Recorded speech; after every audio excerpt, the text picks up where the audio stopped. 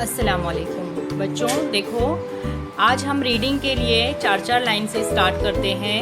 सबक नंबर 2, हज़रत हलीमा रज़ी अल्लाह ताला अन्हा। अब रज़ी अल्लाह ताला अन्हा किसके नाम के आगे लगाया जाता है? जिन्होंने हज़रत मोहम्मद सल्लल्लाहु अलैहि वसल्लम की ज़िंदगी में उनको देखा, उनके साथ रहे, उन पर ईमान लाए, उनकी बातों को माना, उन तमाम को सहाबी कहते हैं। और जितने भी सहाबी हैं, सहाबियात हैं, उन सब के नाम के आगे इस तरह का निशान लगता है जिसे हम रज़ी अल्लाह ताला अन्हा कहते हैं। अब ये लेडीज़ हैं, फ़ीमेल हैं, औरत हैं, इसलिए रज़ी अल्लाह ताला अन्हा लगा हुआ है। अगर जेंट्स रहते हैं तो हम रज़ी अल्लाह ताला अन्हु कहते हैं। तो चलिए स्टार्ट करते हैं।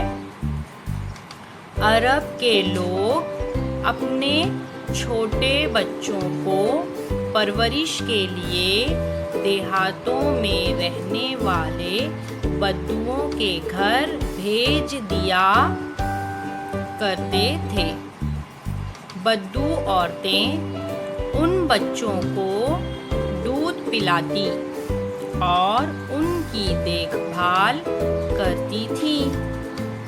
गरीब औरतों के लिए रोज़ी